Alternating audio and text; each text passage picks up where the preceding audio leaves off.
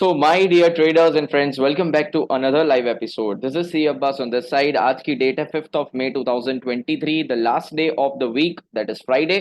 और आज के दिन हमने 4,600 रुपीज का profit in both the accounts हमने यहाँ पर बुक किया है. So total profits registered is 4,600. Zerodha वाले अकाउंट में 2,700 रुपीज का प्रॉफिट, और ये जो ग्रो वाला अकाउंट है इसमें हमने 1,900 का प्रॉफिट बुक किया है.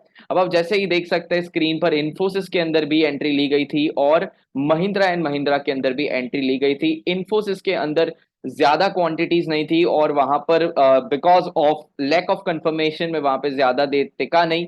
हालांकि एंट्री लेने के बाद 10 पॉइंट इन्फोसिस नीचे फॉल करा है, but the higher probability of falling was in Mahindra and Mahindra stock. मैं आपको पूरा एनालिसिस समझाऊंगा, लॉजिक समझाऊंगा, बस बने रहिएगा. 1,900 रुपीज इस अकाउंट में प्रॉफिट है और 2,700 जैसा कि मैं रिफ्रेश पोजीशंस आपको दिखाना चाहूंगा.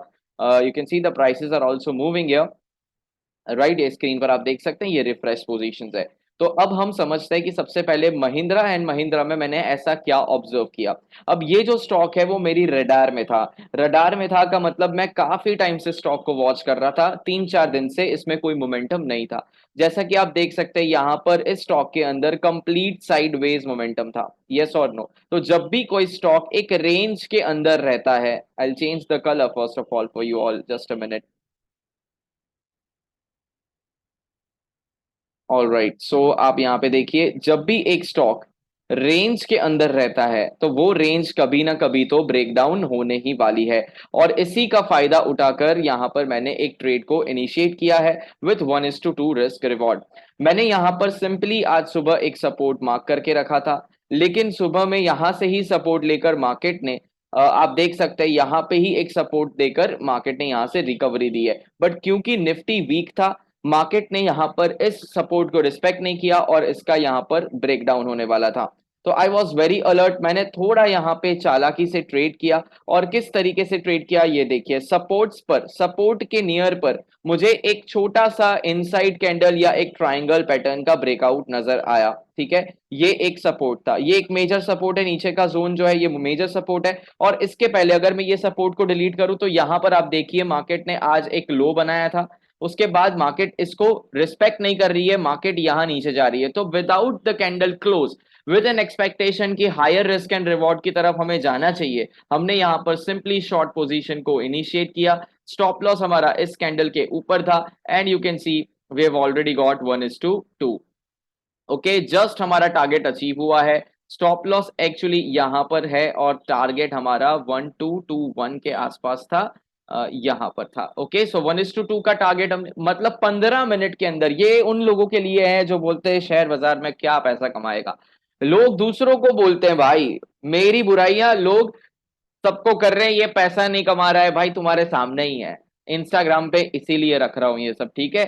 और यूट्यूब पे भी अपलोड करने का रीजन ये है, सबको दिखाने का नहीं. बट यहाँ पर क्या है कि अगर मैं ट्यूशंस लेता हूं, अगर मैं किसी को सिखाता हूं, तो it is very important to show you that I am earning profits. Okay, और ये स्टॉक में कभी मैं ट्रेड कर नहीं रहा हूं.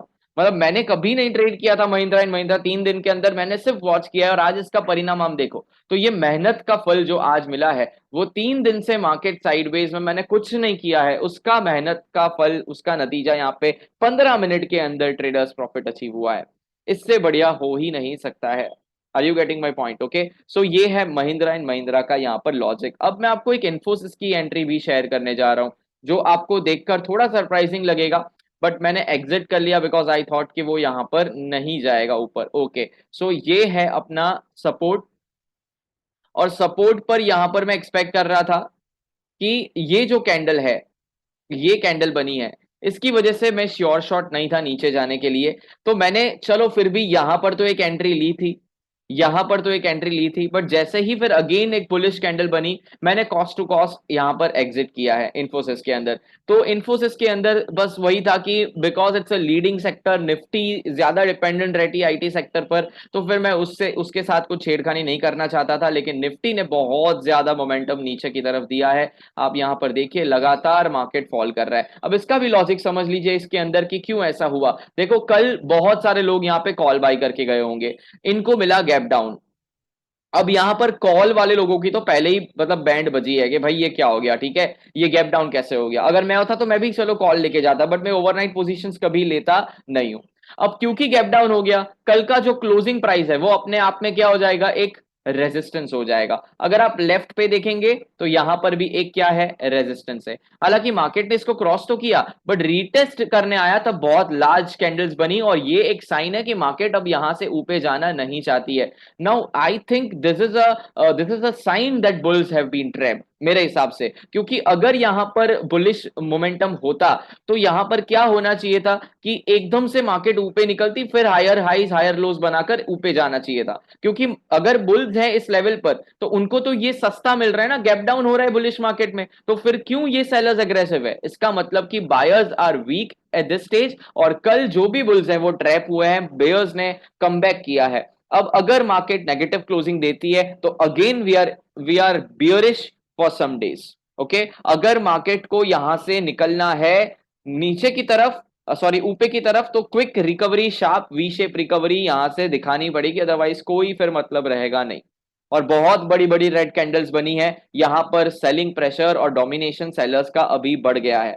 ओके, और ये जो भी बुल्स थे ऑलमोस्ट मार्केट ने इसको यहां तक लेके मतलब इरेज ही कर दिया है। आप देखो यहां तक आ गया है, मतलब पूरा इरेज कर दिया, मोमेंटम फेलियर बोलते हैं इसको, ठीक है।